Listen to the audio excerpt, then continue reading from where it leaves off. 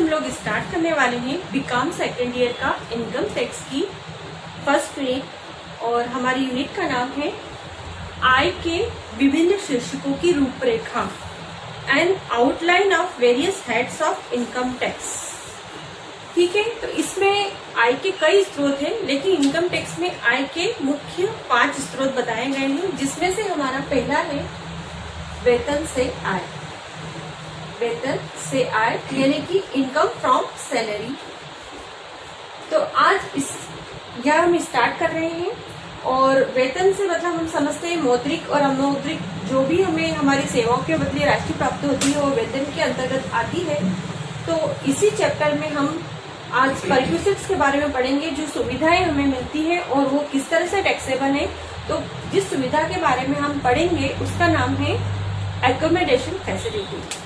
और इस टॉपिक से रिलेटेड यदि आपकी कोई भी क्वेरी हो या कोई भी क्वेश्चन हो तो आप कमेंट करके पूछ सकते हैं। तो चलिए हम लोग स्टार्ट करते हैं अपना टॉपिक। हेलो एवरीवन, आज हम स्टार्ट कर रहे हैं आवास सुविधाएं, एकोमोडेशन फैसिलिटीज। यह सैलरी का है पार्ट और यह एक परक्यूसिट्स है जिसमें किराया मुक्त मकान को आज हम देखेंगे रेंट फ्री हाउस को कैसे कैलकुलेट किया जाता है, रेंट फ्री हाउस की वैल्यू कैसे निकाली जाती है। यह परक्यूसिट्स के अंदर आता है, यानी कि यह सैलरी का ही पार्ट है। अब हम जानते हैं कि रेंट फ्री हाउस क्या होता है, यानी किराया मुक्त मकान क्या होता है। किराया मुक्त मकान का मतलब है कि जब हमें हमारे एम्प्लॉयर द्वारा यानी कि नियोक्ता द्वारा रहने के लिए सुविधा दी जाए और उसका कुछ भी किराया नहीं लिया जाए तो वह हमारे लिए किराया मुक्त मकान है, रेंट फ्री हाउस है। तो उसे फुल्ली टैक्सेबल बोला गया है और उसको किस तरह से कैलकुलेट करना है आज हम यह देखेंगे।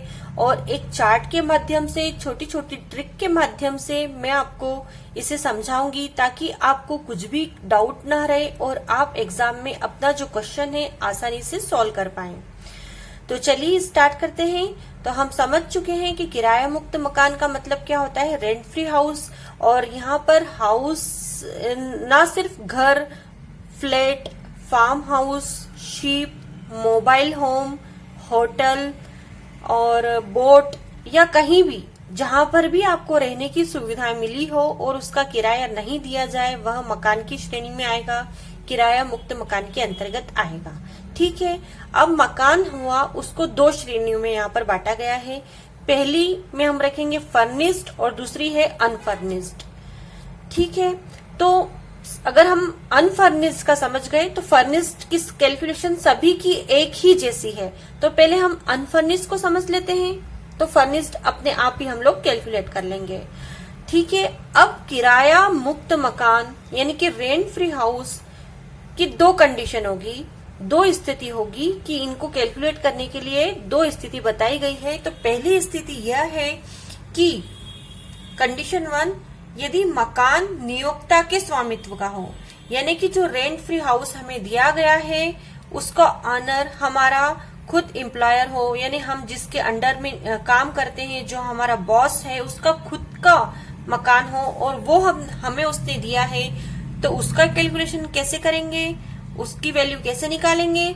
और इसी में दूसरी कंडीशन है कि कंडीशन नंबर 2 कि यदि मकान नियोक्ता ने किराए पर या लीज पर लिया हो, यदि मकान नियोक्ता ने किराए पर लिया हो मतलब कि मकान का ऑनर कोई और हो और हमारे जो बॉस हैं, हमारे जो एम्प्लॉयर हैं, उन्होंने भी वो किराए से लिया हो और लीज पे लिया हो और हम तो एम्प्लॉय को दिया हो, तो उसका कैलकुलेशन कैसे करेंगे। तो यहाँ पर 2 कंडीशन को आज हम समझेंगे।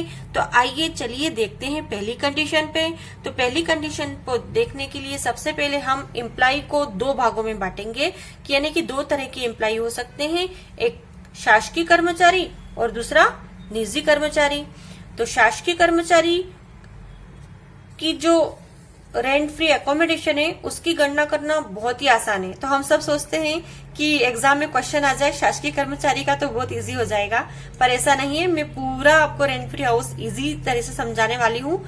तो शासकीय कर्मचारी जब हो तो हमें उसका रेंट फ्री एकोमोडेशन निकालने के लिए सबसे पहले देखना होगा कि शासकीय नियमों के अनुसार किराया, शासकीय नियमों के अनुसार जो उसे किराया दिया जा रहा है वो होगा उसका रेंट फ्री अकोमोडेशन, अगर मकान असुसज्जित है यानी अनफर्निश्ड है। ठीक है, अगर यदि मकान फर्निश्ड है, उसको मकान के साथ furniture, TV, fridge, AC, cooler, बहुत सारे इलेक्ट्रॉनिक उपकरण होते हैं उसमें वो मिल रहे हैं, साथ ही साथ उसको सोफा मिल रहा है और भी कोई बहुत सारा फर्नीचर मिल रहा है, यानी कि वो फर्निश्ड मकान है, तो हम क्या करेंगे, इन सभी जो उसको एकोमोडेशन में उपकरण मिले हैं उनकी लागत का 10% या जो फर्नीचर का किराया चुकाया जा रहा है वो ले लेंगे और उसको हम शासकीय नियमों के अनुसार किराए में जोड़ देंगे। इस तरह से जो निकलेगा वो आएगा रेंट फ्री अकोमोडेशन, यानी कि यह जो हिस्सा है ये टैक्सेबल होगा, सैलरी के साथ जुड़ेगा। ठीक है, तो ये हुआ शासकीय कर्मचारी का। अब आते हैं निजी कर्मचारी पर। तो निजी कर्मचारी जब भी आए तो आपको एक शब्द ध्यान रखना है, उस शब्द है जनसंख्या, पॉपुलेशन। निजी कर्मचारी पॉपुलेशन, निजी कर्मचारी पॉपुलेशन। क्यों? क्योंकि जब भी निजी कर्मचारियों की हम कैलकुलेशन करेंगे तो हमें उस शहर की आबादी यानी कि जनसंख्या, पॉपुलेशन को ध्यान में रखना पड़ेगा कि जो रेंट फ्री हाउस दिया गया है वो कौन से शहर में दिया गया है और वहाँ की पॉपुलेशन कितनी है। तो यहाँ पर जनसंख्या की दृष्टि से तीन भाग करे हुए हैं, तीन हिस्सों में से डिवाइड किया गया है। पहला 10 लाख से कम आबादी वाला शहर, दूसरा 10 लाख से अधिक परंतु 25 लाख से कम आबादी वाला शहर, तीसरी श्रेणी है इसी की 25 लाख से अधिक। यदि क्वेश्चन में कुछ भी नहीं दिया हो तो हम वहां पर 25 लाख से अधिक आबादी वाले शहर को मानेंगे और इसी से हम इसको सवाल कर लेंगे। तो यहाँ पर हम ध्यान में रखेंगे निजी कर्मचारी, जनसंख्या, और जनसंख्या को 3 हिस्सों में बांट लिया। अब पहली बात पे आते हैं, जब जो मकान दिया गया है रेंट फ्री हाउस वो 10 लाख से कम आबादी वाली शहर में दिया गया हो तो असुसज्जित यानी अनफर्निश्ड हाउस कैसे निकलेगा, तो वेतन का 7.5%। अब 10 लाख से 25 लाख तक हो तो वेतन का 10%। अब 25 लाख से अधिक हो तो वेतन का 15%। यह होगा असुसज्जित यानी अनफर्निश्ड हाउस का। बहुत ही सिंपल है, देखिए एक ट्रिक को समझिए। जब 10 लाख से कम हो तो वेतन का कम यानी 7.5%, 10 लाख से 25 लाख के बीच में हो तो 10% यानी थोड़ा सा बढ़ गया, और 25 लाख से अधिक हो तो और थोड़ा बढ़ गया यानी कि 15%। यानी जैसे जैसे जनसंख्या बढ़ती जा रही है वैसे वैसे वेतन का प्रतिशत भी बढ़ता जा रहा है। तो 10 लाख से कम में 7.5%, 10 लाख से 25 लाख में 10% और 25 लाख से अधिक में 15% असुसज्जित यानी कि अनफर्निश्ड हाउस का मूल्य। बस बहुत ही आसान है। अब अगर इसी को हमको फर्निश करना है तो हम क्या करेंगे, सेम वही वाला फार्मूला सब में क्या कर देंगे, ऐड कर देंगे। फर्नीचर व उपकरणों की लागत का 10% या फर्नीचर का रेंट जो किराया चुकाया जा रहा है वो, सभी में सेम टू सेम वही कैलकुलेशन है, इसमें भी हम वही करेंगे। ऐड क्या कर देंगे, फर्नीचर व उपकरणों की जो इक्विपमेंट मिले हैं उनकी कास्ट का 10% या फर्नीचर का रेंट, वही इसी में भी सेम वही की वही प्रोसीजर है। तो है ना बहुत ही आसान। तो यह तो हमारा पहला सिचुएशन हमने अच्छे से समझ लिया कि जब मकान नियोक्ता के स्वामित्व का हो। अब आ जाते हैं दूसरी कंडीशन पे।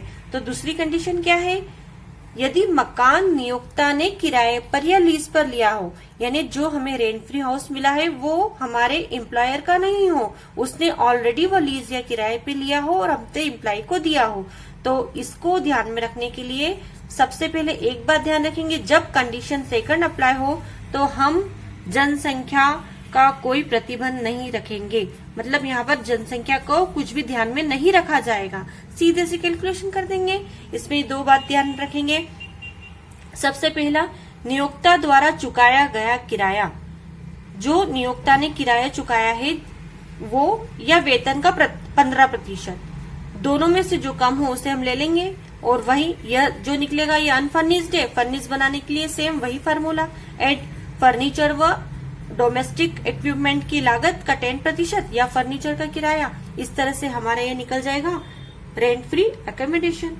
तो हमने यहाँ पर 3 चीजें सीखी, मकान नियोक्ता के स्वामित्व का हो, शासकीय कर्मचारी की स्थिति, निजी कर्मचारी की, और आखिरी में थर्ड वाली कंडीशन, यदि मकान नियोक्ता ने किराए पर या लीज पर लिया हो तो यह वाली। तो मैं आशा करती हूँ कि आपको समझ में आया होगा। अब यहाँ पर दो बातें हैं जो आपको ध्यान में रखनी है।